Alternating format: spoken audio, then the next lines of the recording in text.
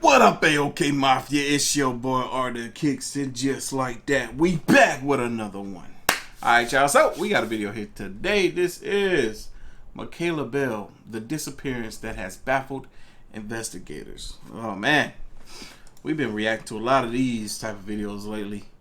But you know, I don't know. It's interesting to hear these stories that you may otherwise not even know exist. So it's kind of cool that we can sit here and connect and hear this stuff together. You know what I'm saying? As always, I have the links to the originals down in the description box below, so you can go show the content creators, the channel, some love. They are much deserving. They do amazing jobs with these videos. But without further ado, let's check out what will be another unfortunate and sad story. I wish this stuff would stop. Y'all boys just ready? I'm ready. Let's go. On April 12th, 2016, Recent. 16-year-old Mekayla Bali vanished from the face of the earth. Her friends last saw her at Sacred Heart High School in Yorktown, Saskatchewan, where she said she would be going on a vacation to Regina. Okay. While this may seem to be a straightforward case on the surface, the circumstances surrounding her disappearance continue to baffle investigators to this day. On Twitter, the Mekayla Bali family still posts regularly, hoping that their daughter will one day appear. Despite the many tips and a full police investigation, nobody knows what happened to Mekayla Bali. What? I feel like that would be the end of the story then. That would be the end of the story. Nobody knows what happened to her.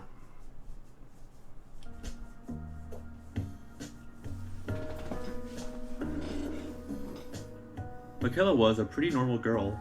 She was a big fan of the Hunger Games and fantasy video games like League of Legends. Her hobbies also included playing the violin and photography. Mekayla was raised by single parents. According to her mother, she was quiet, sweet, shy, and a voracious reader, although not very adventurous or outgoing. Despite being a quiet girl, she was popular in her community. Her friends described her as a good listener. Bali's friends say she didn't smoke, although she frequented the smoke pit doors, a rear entrance of the school where the smokers often hung out. She wasn't into drugs either, although there was an occasion where she showed her friends some pills and claimed that they were opioid oxycodone. Police investigations later discovered that the pills were actually Accutane, a medication Bali had been using to treat acne. We don't have any evidence to suggest that drugs were a factor in this, police said.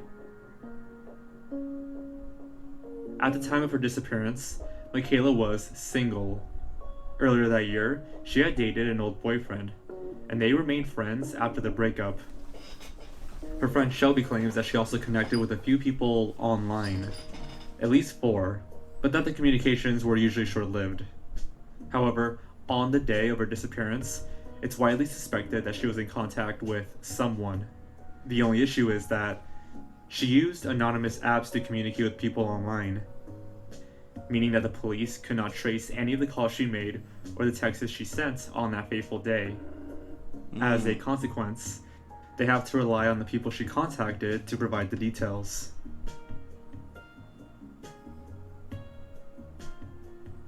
The time leading up to April 12th, the day of Mekayla's disappearance, includes some interesting events to point out. A few months prior, in February, Mekayla received a bouquet of roses at school. She never told anyone who sent them.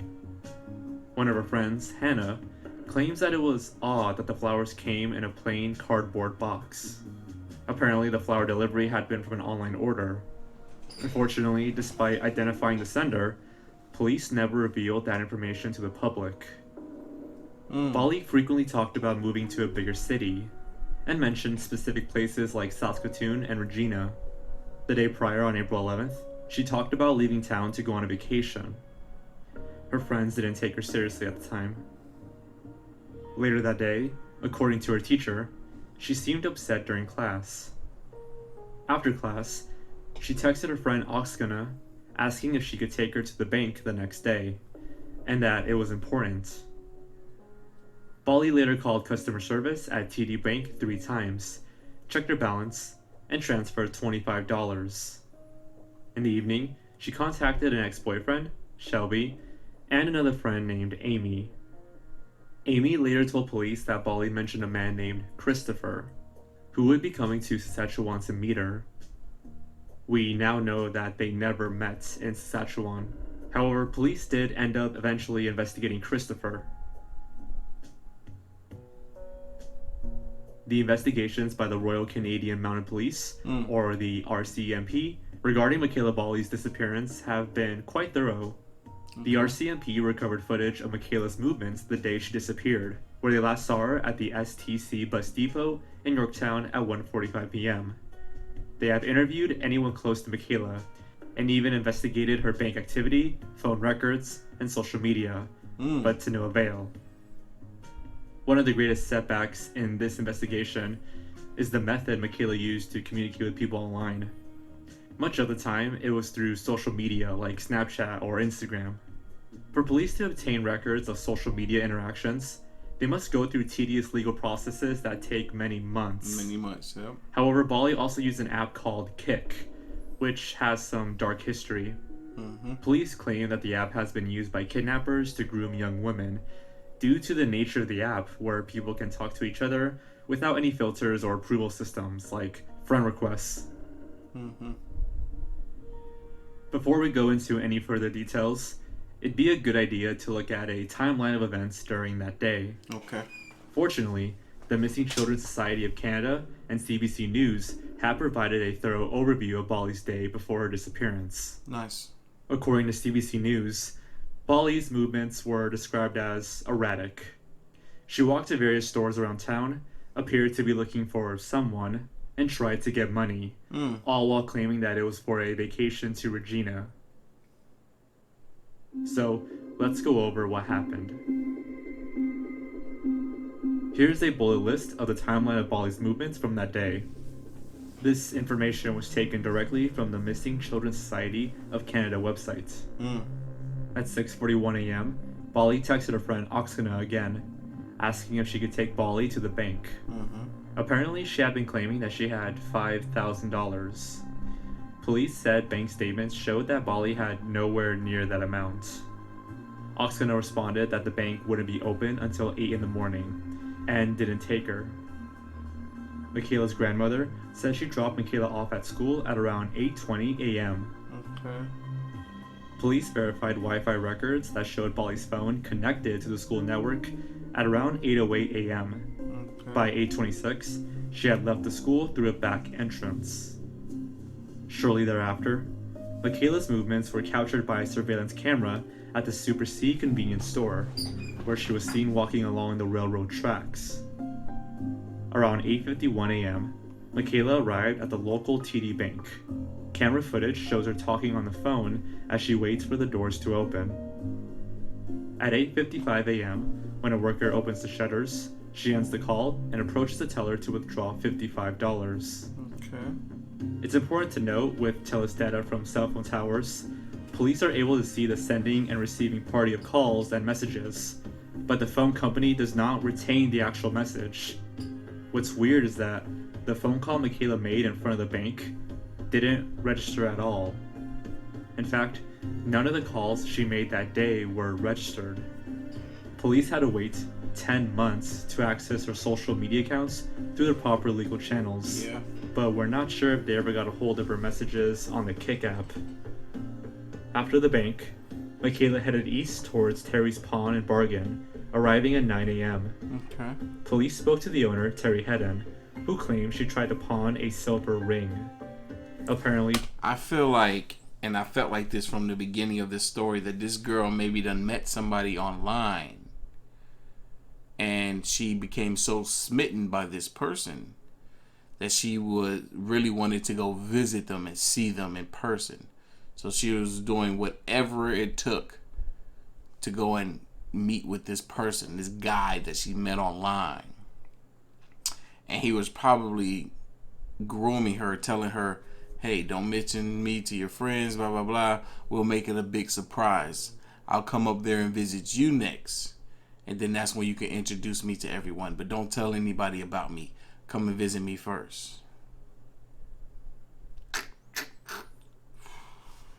This girl ain't showed up since. The value of the ring was too low. Hedden said that she didn't seem bothered, and that she simply left the store and headed south. About 15 minutes later, surveillance footage captured Mekayla at a combined Tim Hortons and Wendy's. It was at this location where some strange things happened. She bought a drink and sat in a booth with her backpack next to her. During the investigation, one of Mekayla's friends had told police that Mekayla usually carried a purse to school, not a backpack. This is a clear indication that she left her home that day with the intent to leave Yorkton. Yep. In the footage, Mekayla can be seen turning every now and then, looking at the entrance. At 9:23 a.m., Mekayla leaves the restaurant through one of its two exits.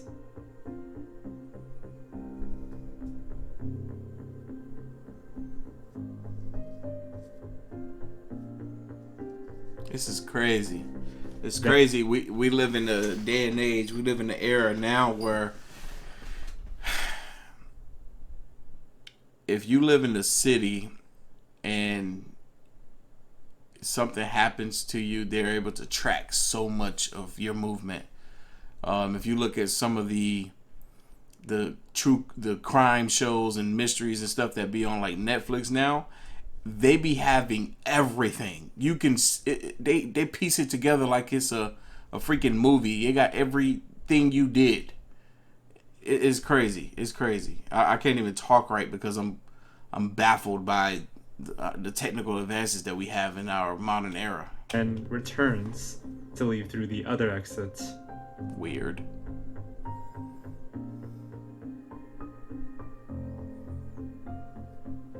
Why'd she do that? She enters Tim Hortons / Wendy's at 9:49 a.m. while talking on her cell phone. Another call that police weren't able to trace in their investigation. Which is crazy. Like, she's making these phone calls that are untraceable. This is crazy. How? This time around, she sat at a booth facing the door. After ending her call, she waited, sent messages, browsed her phone. I almost feel like she was waiting here for this guy. Like, this guy told her that, hey, I'll meet you there. And this could have been maybe like a safe place for them to meet. But he never had any true intentions on meeting her here at this place. He wants to get her somewhere where there's not people around. My assumption, I could be wrong. Story is crazy. And intermittently checked through the window. At 10:12 a.m., she texted her friend Shelby, "Hey, I need help." Over the next 30 minutes, Mekayla is on and off her phone, during which time she texted Shelby again saying, "Never mind, I figured it out."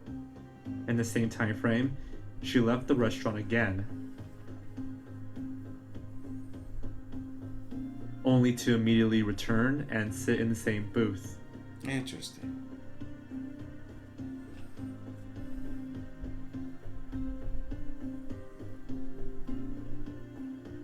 At 10:39 a.m., footage shows her looking around during a call. 4 minutes later, she gets off the phone and approaches an older lady sitting at a nearby table. The police later discovered that Mekayla had asked the lady for help with renting a hotel room.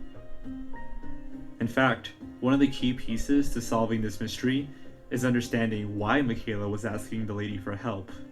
Exactly. Unfortunately, the lady claimed she didn't know the reason. Whether Mekayla needed the money for the room or just an adult to make the transaction, the lady refused. She didn't know where Mekayla wanted to rent the room either. After asking the lady for help, Mekayla returns to her booth, makes another call, and leaves the restaurant while talking on the phone. I feel like the conversation that's being had is that this guy was able to convince Mekayla, hey, rent a room for us.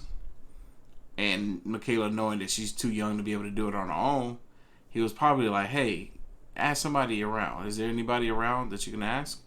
Maybe they can help you out. The lady turned her down. She gets back on the phone to let the guy know that there's nobody that can help her rent this room.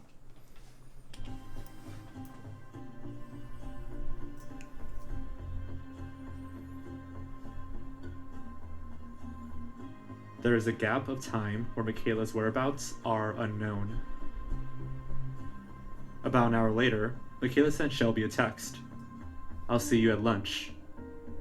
At 11:59 a.m., Mekayla had returned to Sacred Heart High School, where she met with two students, Ali Clarkson and Joanna Buckle. She told them that she was going to take a bus for a vacation to Regina. Police investigation reveals that she may have been carrying two phones at the time. Less than 5 minutes after meeting the two students, Mekayla leaves the school.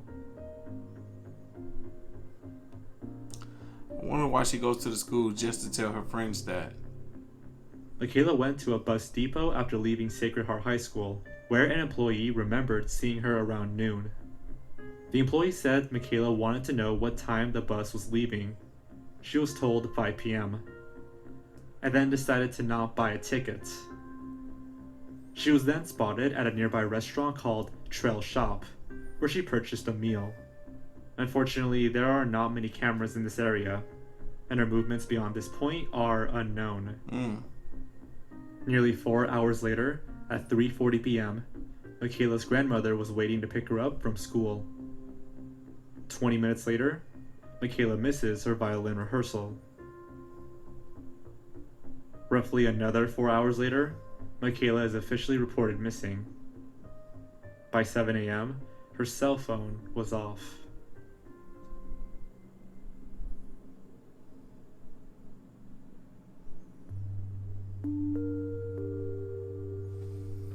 Whew, I thought the story is over. I need more. This is crazy.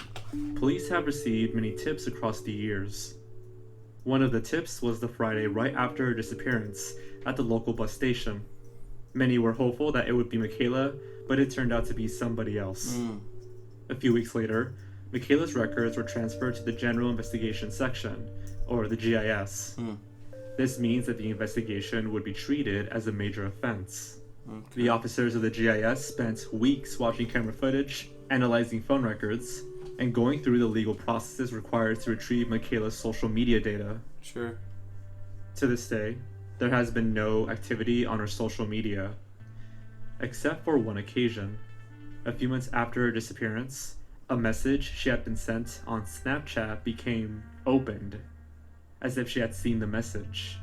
Interesting. On Reddit, a user claims that Snapchat causes messages to be opened if the person's account becomes deactivated. Really? After 30 days, they become liable to be deleted. Once they are, they appear, as in the marker on the conversation shows, to have been opened, even if the recipient never in fact opens it. Interesting. But just because 30 days have passed, doesn't mean the Snapchats will be deleted. It's kind of random. However, this doesn't seem plausible, since many of her social media accounts still existed at the time, like Instagram, and apparently Snapchat doesn't delete inactive accounts.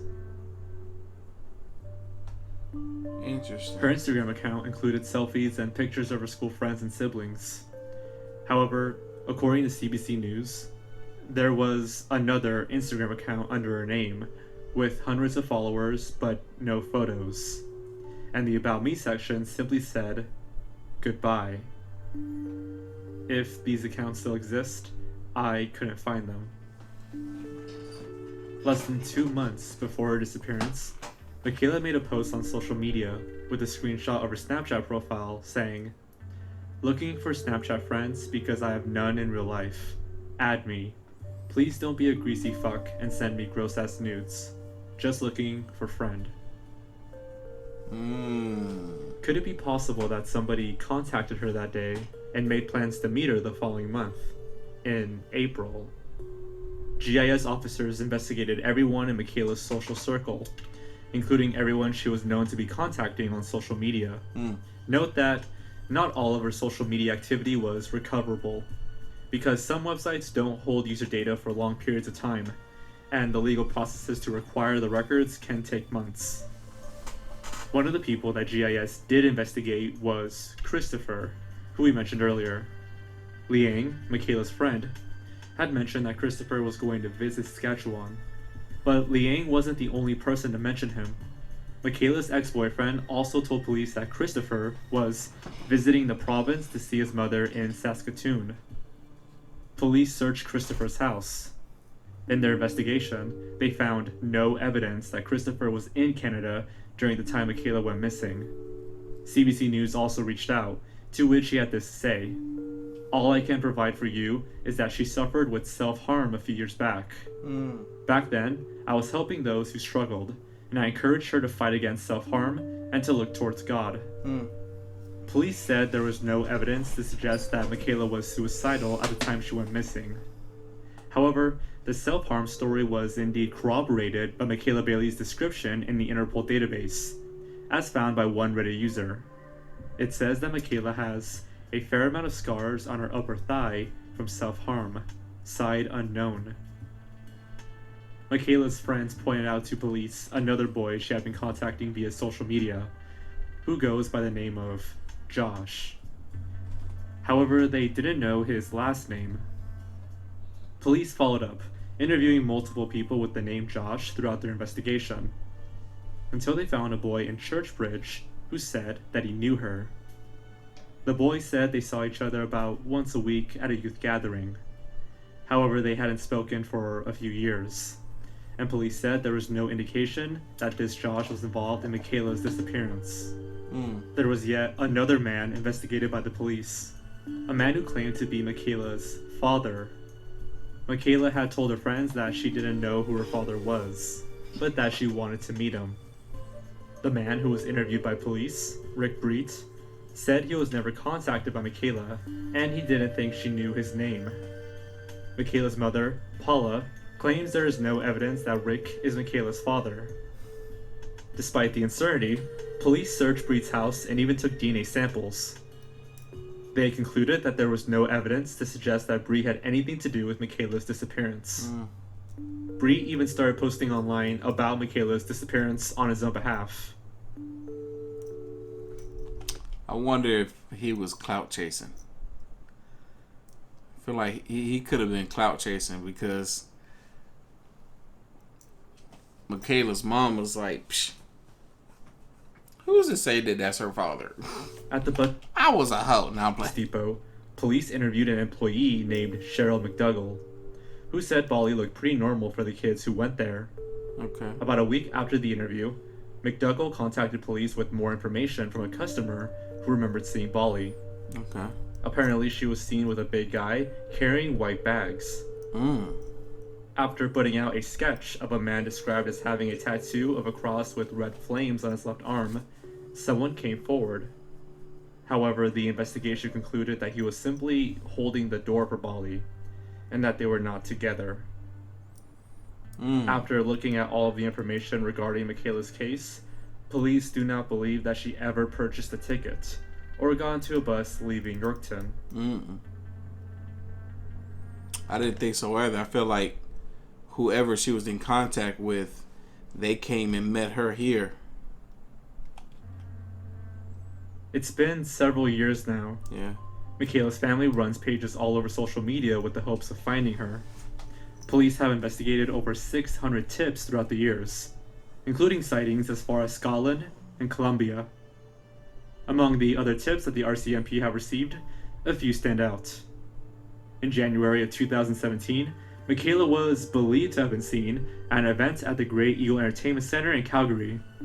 Considering the location has a casino, generally these places have excellent surveillance. However, police were unable to confirm if she was really there that day. The latest tip was in August of 2019 from a man in Edmonton who thought he met Mekayla outside the High Run Club in Capilano. The man said that she was very sweet, kind, gentle, and naive. Sadly, the police could not confirm the validity of this tip. Looking at the locations of the sightings, if any of these are true, it would seem as if Mekayla headed west after leaving Yorkton. In fact, the sightings are near locations that Mekayla had discussed visiting, like Regina and Saskatoon. All of these locations are west of Yorkton, where she disappeared, including Calgary and Edmonton, the places that were reported to the authorities. Even with all of this information, it's still difficult coming up with a comprehensive scenario that could explain Mekayla's disappearance. Right. One thing does seem certain. Mekayla wanted to leave that day. Yep. She had her backpack set up, Yep. she withdrew what money she had, and she hit the road. Yep. Whether or not she actually left or remains in Yorkton is uncertain. Whether or not she met with someone remains uncertain. It is precisely what happened to Mekayla Bali after she left the bus depot that remains a mystery. That is crazy. That is crazy. Let's spread this information even further. Heck, who knows? Somebody might be watching, could have seen her before. I got plenty of folks from Canada that watch this channel. If y'all seen her, call this number. Email this address. Wow. Whew. If there was someone involved in her being missing, then they did a heck of a good job to keep their tracks covered up, because I don't feel this young girl could have did such a good job on her own. I'm about to get out of here. I'll see you guys later.